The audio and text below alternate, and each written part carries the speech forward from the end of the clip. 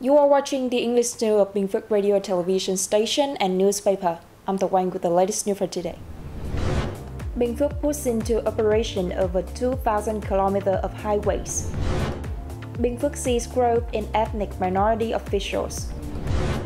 Top Vietnamese leader holds phone talks with Russian president.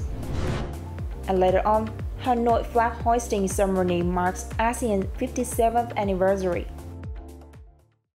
Chairwoman of the Provincial People's Committee Trần Tuệ Hiền, along with leaders from relevant departments, attended the 13th section of the State Steering Committee overseeing key national projects in the transportation sector.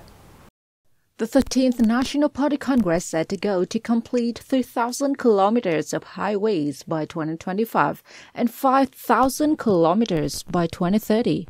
With decisive leadership and effective coordination among ministries, sectors and localities, the transportation sector has successfully implemented projects, bringing over 20 kilometers of highways into operation. Currently, the Ministry of Transport, Localities and Vietnam Expressway Development and Investment Corporation are working on 38 component projects, totaling approximately 1,700 kilometers in length. Of these, 25 projects covering about 1,100 kilometers are scheduled for completion by 2025. Binh Phuoc Province is actively preparing the feasibility study for the Thanh Expressway project following the government's resolution to implement the National Assembly's Resolution number 138.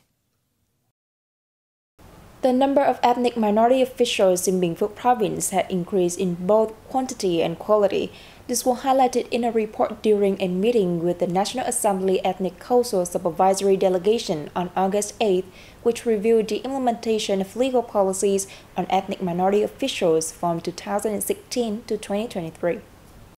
Currently, the province has 53 ethnic minority employees in management positions, more than 300 representatives in various levels of people's councils, and 1,647 ethnic minority officials, civil servants, and public employees. Between 2016 and 2023, 212 provincial officials, 886 district-level officials, and 361 commune-level officials in Binh Phuoc participated in training and capacity-building programs. Additionally, 21 ethnic minority civil servants were recruited and assigned to appropriate positions. Thanh Kadam, chairman of the National Assembly Ethnic Council, praised the province's dedication to ethnic minority cadre development over the years, along with enhancing training, capacity building, and recruitment efforts to improve the quality of human resources. The chairman urged Binh Phuoc to excel in planning and preparing for the future terms, ensuring full compliance with existing laws and policies concerning ethnic minority officials. A workshop was held in Binh Phuoc on August 8 to explore ways to renew and enhance the effectiveness and quality of communication efforts related to party building on ethics.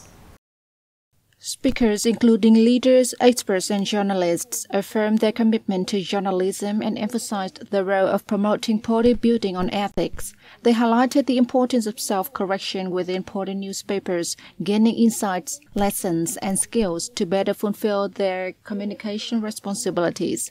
Enhancing the quality and effectiveness of party building communication on ethics is crucial to ensuring the revolutionary, professional, humanistic, and modern character of party newspapers. Lê Quốc Minh, chairman of the Vietnam Journalists Association, pointed out that while readers value works that praise and encourage positive values, they also anticipate content that is combative, critically reasoned, specifically rigorous, and effectively counters false narratives and negative behaviors. Therefore, he stressed the importance of strengthening the political courage and combativeness of journalists and party newspaper organizations to meet the demands of the new situation.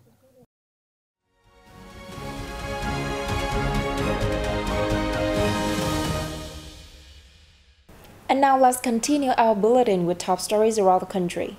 On August 8, Party General Secretary State President Tô Lâm held phone talks with Russian President Vladimir Putin.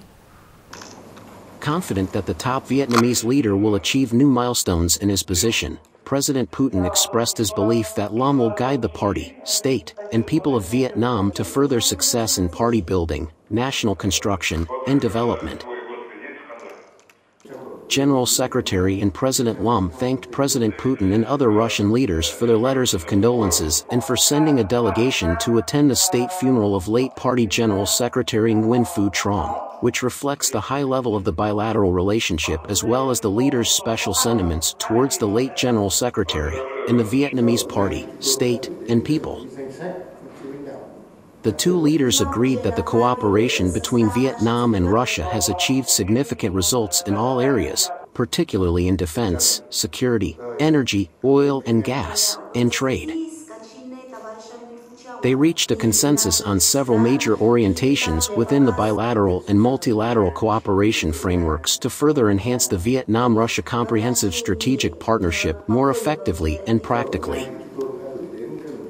Putin said he looks forward to welcoming General Secretary LAM to visit Russia in the future.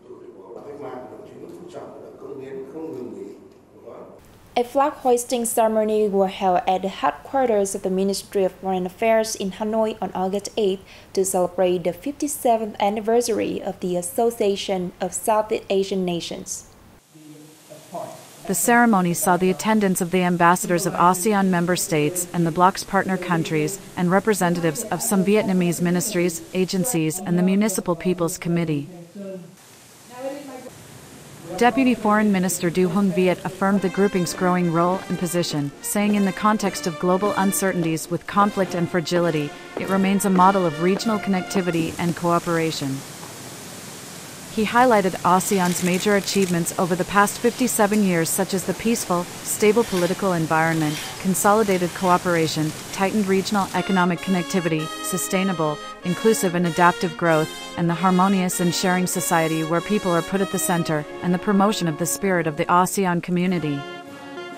With direction as the strategic vision, solidarity as the fulcrum, centrality as the foundation, and specific programs as the tools, ASEAN will be able to harmoniously adapt to possible volatilities and grow further in the next decade.